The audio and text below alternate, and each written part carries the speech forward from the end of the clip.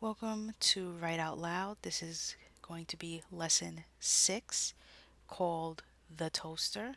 That was illustrated by Sketch, who is a digital stream, Twitch stream illustrator, and I provided the story to go along with his illustration. Shit! She woke up in a fright, sweat beads forming on her forehead. Her world calls out to her in her dreams every night, but she ignores it. She can't go back. She won't go back. As Allura wiped the sweat from her forehead, she gets out of bed and plops herself down at her vanity, looking at the bags and redness of her eyes in the mirror. She peeks over at the slightly ajar bathroom door, a chill crawling up her spine. She squeezes her eyes shut and shakes her head to try and remove the memory of the nightmare she just had from her mind. Fuck that. She takes a whiff of her pits and shrugs her shoulders. She smells fine and can go at least one more day without entering her bathroom. Ever since the nightmares started, she's avoided her bathroom at all costs, even going so far as using the gas station bathroom that's open 24 hours. She looks at the clock on her bedside table and notices it's blinking 12 o'clock. She forgot to set it before she went to bed. She goes to her window and pulls back the heavy curtain, covering her eyes instantly from the bright sun that's shining. She begins to toss her covers and pillows around her bed, searching for her wristwatch that's actually on her dresser on the other side of the bed. Damn it! She bounces across her bed to the other side, reaching for her watch, almost losing her balance on a pile of old, worn clothes that she has on the floor. Her watch reads 9:13 a.m., almost a half hour past the time she should already be at work. Shit. She grabs a pair of pants and a shirt off the top of the pile of clothes, sniffs them quickly and cringes. They smell like deep fried grease and onions. She grabs her perfume bottle off her dresser and sprays way too much on both articles of clothing before putting them on quickly. She grabs her purse that's hanging on her bedroom door that she flings open with a loud bang. Just before she closes her door, she stops and looks at the bathroom door still slightly ajar. She can swear she saw it move to open. She rushes to it, throwing her whole body against it to close it shut. Allura. The voice is soft and low, coming from the bathroom. She takes several steps back, gripping onto the bedroom doorknob. She keeps stepping backwards, closing the door behind her. She takes a deep breath, still clutching the doorknob. As she turns to leave, she bumps right into Lois, her sex crazed neighbor. Hey, Allie, right? Where's the fire? She asks as Alora keeps walking past her down the hall towards the stairs. Lois cringes her nose at the smell of body odor. She takes a quick whiff of her armpits to confirm it's not her before she lightly knocks on another door down the hall. Hey, Sketch, baby, you up yet? I'm bored. Alora stops at the top of the stairs and looks back down the hall at Lois as the motel room door opens. Lois turns towards Alora, blows her a kiss, and gives her a quick wink before she walks into Sketch's room, closing the door behind her. Alora shakes her head and smiles to herself as she hears giggles coming from that room. She looks down at her watch, 9:20 a.m., and she races down the stairs to get to work, passing by the owner of the motel's room, of the motel, of the motel room. The door standing open, his son standing in the doorway, holding a plate of toast in his hands.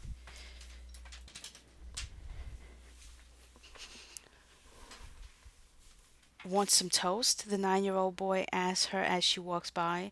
She backs away from him in a fright, looking over his head into the little kitchenette behind him, the sound of the toaster on the counter signaling more toast is done. Freak, she says as she rushes out of the motel doors. Henry, what have I told you about standing in the doorway like that? His father can be heard saying from somewhere in the apartment. Yes, Dad, I was just saying hello to the smelly, crazy lady from upstairs, Henry says as he closes the door behind him. Alora crashes through the front double doors of Waffle King, causing all the patrons to turn and look at her in disgust. She fixes herself at the door as she power walks to the back, avoiding eye contact with Vinny, the manager, who's sitting at the bar with his back to Alora. Yo, where have you been? Vinny is fuming right now. Hazel, the waitress, with her hair a bit frazzled from having already put in a double shift, whispers to Allura, who's hanging her purse on her hook and putting on the apron. Hazel scrunches up her nose at Allura as she leans in and sniffs her, almost gagging at the odor. Damn, girl, you reek. This place really seeps into your skin, huh? Listen, I don't have time for this right now. I just need to get through this shift alive, Alora says as she pushes through the wrong side of the swinging doors at the exact same time that Sarah, the other waitress, is pushing the door, but with much more force, banging it into Alora's face, causing her nose to bleed. Oh, fuck, man. Why don't you watch where you're going? Alora holds her head back as blood begins to come down her nose uncontrollably. Hazel takes the tray with plates of food on it and puts it under Alora's nose to catch the blood that's coming down her face. It all gets soaked up by the leftover pieces of toast on her tray. Alora's eyes widen when she sees the toast and hears the sound of the toaster behind the counter go off, making her woozy, almost passing out as she stumbles back onto Sarah. Get off me, bitch, you stink. What is going on back here, ladies? What we have cut. Oh, look who decided to come into work today. Fuck, Alora, what died? Vinny says, covering his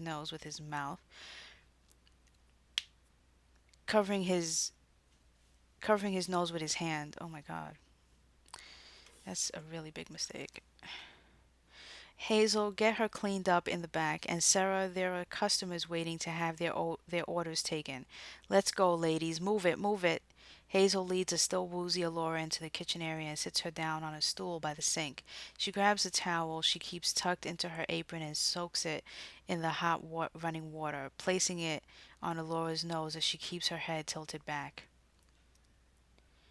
What the hell is going on with you, Allie? You've been really spaced out lately. Vinny is not going to keep you on if you can't get your shit together. Laura pulls back the towel, now soaked in her blood, and runs it under the sink water as she sniffs several times to make sure her nose has stopped bleeding. You got a mirror? She asks Hazel, holding out her hand. Hazel hands her a mirror, also located in a pocket of her apron. Did you hear what I just said? He was just saying the other day. She stops when Laura abruptly stands, looking over at the back door that just opened, revealing Lois standing there, looking totally shaken. What are you doing here? You need to come back to the motel now. What? Why? Alora asked, the fear mounting in her shaky words. Cayden is here. Alora's skin crawls at the sound of his name. She's been running from Cayden and her world for years now, avoiding the portals at all costs. But now she's starting to feel as if invisible walls are closing in all around her. Did you say Cayden? Where did you hear that name? Alora asked Lois, panic and fear becoming evident as her voice begins to crack. She grabs Lois's arm tightly, her dirty fingernails digging into Lois's clean white t-shirt. Tell me, damn it. Get off me, you freak, Lois says, wrenching her arm free from Alora's grasp. I always knew you had some screws loose, but fuck, Allie, look at you. You're you look and smell like shit, and now you've got this creeper coming out of your place looking like he slept in a full tub of water last night. Oh no, no, no, no, no, no, Alora repeats over and over and over again, walking backwards until she collides with the kitchen island, knocking over pots and pans stacked high. You said water? No, that can't be. I haven't turned water on in my bathroom in over a week. There can't be any water. How is that possible? Look, can you snap out of the hole sounding like a complete psychotic and come back to the motel? This freak is holding Sketch hostage till I bring you back with me, and I'm horny as fuck, so let's go already, Lois says, motioning Laura to walk towards her. When she does, Lois grabs her hand and pulls her outside of the diner with great urgency. As they round the corner towards the front of the diner, they pass the window where Vinny likes to sit and observe customers while working on the business's financial books. When he sees Laura being dragged away, he begins to bang on the glass facade to get her attention, which he does, and her eyes go wide, knowing she's in trouble. He moves swiftly, considering his large size, out of the booth as he makes his way out the front door of the diner. And where do you think you're going? Vinny asks Alora as she's being dragged past him. Does it look like I want to be leaving right now, Vinny? She responds, hoping he'll get her hint and stop Lois from dragging her away. Leave now and you're fired, he shouts to her as she's being dragged down the road towards her motel. Lois, stop, please. You heard my boss. I leave, I'm fucked, Allura says, finally stopping her forward momentum long enough to get out of Lois's tight grip. Look, I'm really sorry about your friend's sketch, but I can't help him. I have to get out of here. Get out of here? Fuck that shit. You have to come back to the motel and get creepy wet dude to get out so Sketch and I can do what we do best. Lois, I can't. That guy, he's not who you think he is. He's a really bad guy, Alora says, getting cut off by Vinny, who's been standing there the whole time watching the exchange with these two women, amazed that they are completely ignoring him. Hello, I hate to interrupt you two women bitching and moaning about nothing, but Alora, either you get your ass inside and in that kitchen or don't come back. She quits. Come on, Allie. We've apparently got a bad guy we need to get rid of. Lois answers, grabbing hold, this time more tightly, of Alora as she continues to drag her down the road, the motel about 100 feet away. Why did you tell him that? I can't quit. I need this job. Shit, Lois, this guy is real bad news. Let's just call the cops and let them handle this, okay? No, he said he wants you, that if I don't bring you in the next 20 minutes, he'd kill Sketch. He's the best lay I've had in a long time, Allie. We can't let him kill Sketch, Lois says, pouting at Alora, pulling slightly at her heartstrings as they approach the entrance into the motel. Damn it, Lois. Just promise me you won't leave me alone with this guy, okay? If you leave me alone with him, he's going to kill me. Let's just get Sketch and then get this guy to go back where he came from without me. Back to where he came from? What is he, an alien or something? Lois asked, holding open the door of the motel. Or something. Both Alora and Lois walk up the stairs to the second floor. Alora is walking in front, slowing down as she approaches Sketch's door. Lois taps Alora's arm that reaches for the doorknob and shakes her head. Sketch isn't being held in his room. She points to Alora's door. They both slowly approach the door, stopping to look down on the floor that is sopping wet under their feet. Alora jumps back instantly to a dry part of the carpeted floor. Shit, you better hope that's not dripping into the floor under you, Lois says, knocking loudly on the door. Open up. I brought her like you asked. The door swings open, it seems on its own, and all that can be seen is Sketch sitting at the writing desk in the room. Lois enters the room slowly, her footsteps making squishing sounds on the damp carpet. She looks from side to side to see if that creepy guy is hiding somewhere, but she doesn't see anyone. She shrugs her shoulders and shakes her head at Alora, signaling her that no one is there, while she helps Sketch to his feet by putting his arm around her neck and hoisting him with strength she does not um, look like she would have. Both Lois and Sketch exit her room and walk towards Lois's room, which is the closest, being right next door. Wait, where are you going? You promised you'd stay with me, Laura asks Lois as she opens her door and starts to enter. I promised to stay with you to help you get rid of the creeper. He's not in there, so I have no reason to stay. Relax, Allie, and do me a favor. Take a fucking shower. You're too sexy to be walking around reeking like that. I used to want to do you, but not looking like that. Get your shit together, Lois says, looking at Laura up and down, half turned on and half disgusted. She closes her door behind her. A loud thud is heard seconds later, probably the sound of Sketch being thrown down on the bed. Alora takes a giant leap through the doorway into her room, trying her best to avoid the puddle on the carpet. She lands on her feet off balance and falls to her knees. She sits back on her butt to look at the damage she's done to her knees. She has bad rug burn on both of them, and they are slightly bleeding. She will have to clean those wounds or risk infection. Fuck, she shouts to herself as she drops her head into her hands. She lifts her head and looks at her bathroom door, realizing for the first time that it's wide open. This causes her to stand up much faster than the pain in her knees can handle, and she winces as she tries to back away from the bathroom door, slamming into her hotel room door, feeling around for the handle, her eyes leaving the doorway to the bedroom. Her eyes never leaving the doorway to the bathroom. Out of the shadowy corner walks a hooded figure past the door. Alora gasps but is too frightened to move. She knows she's been found, and once that happens, there is no place she can go, no place she can hide. Suddenly, her muscles and her whole body gives out as she slides down to the floor in tears. In her mind, she is reminded of the years of fun she had on this planet. Earthlings are, she discovered, much more fascinating than she was taught back in her world. She doesn't want to go back to that drab, colorless world, so two dimensional, so flat. But the Cayden are the most ruthless hunters in her world and are only sent out to cases such as these. Half breeds, which is what Allura's species are called, when they reach maturity, begin to miss their human side's world and without realizing it will cross over. Whenever this happens, the Cayden are sent to retrieve them before they become too comfortable with Earth and fight to stay. Allura proved to be a formidable prey for Cayden 459, who has been tracking her scent for over 5 years now. In that time, she was searching for her human lineage, something she was told existed but could never and should never be pursued for any reason because she was conceived from what they term an anonymous donor egg. An explanation on what that means exactly was never given. Hey, Alora, what's wrong with you? Sketch can't get it up with your crying distracting him. Lois shouts to her from the other side of the door.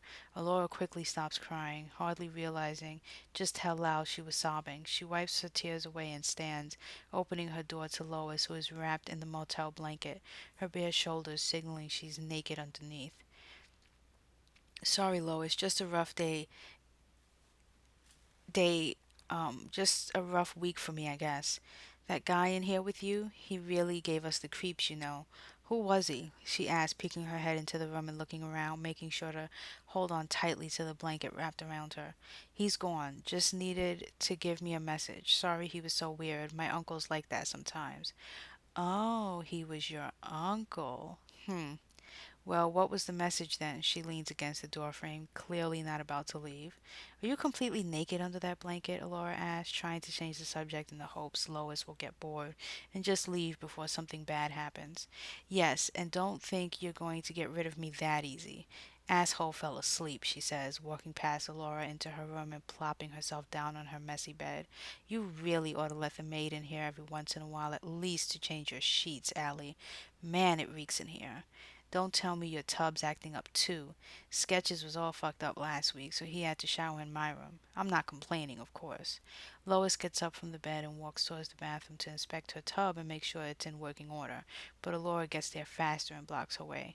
No, it's fine. It's just from working at the diner for so long. No matter how many times you wash your clothes or shower, that smell just never leaves, you know? You're acting weirder than usual, Allie. If I didn't know any better, I'd swear you were hiding someone. She stops cold, her eyes piercing deeply into Alora's, unbelieving. No way, you little sneaky bitch. He's in there, isn't he? Trying to tell me he's your uncle. I knew that was complete bullshit. Damn, and here I thought you were a complete lesbo, Allie. I'm devastated. I had hopes of tapping that ass one day.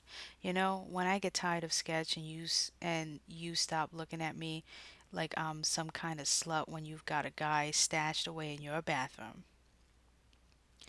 Lois pushes past Laura, who grabs onto the blanket trying to stop her, but finds it was a huge mistake when she's left standing there with it in her hand and watching Lois's bare ass tiptoeing into the bathroom. Shit, Laura says under her breath. I'm sorry, Lois. Hey, Allie, I think there is something wrong with your tub. There's water all over this floor.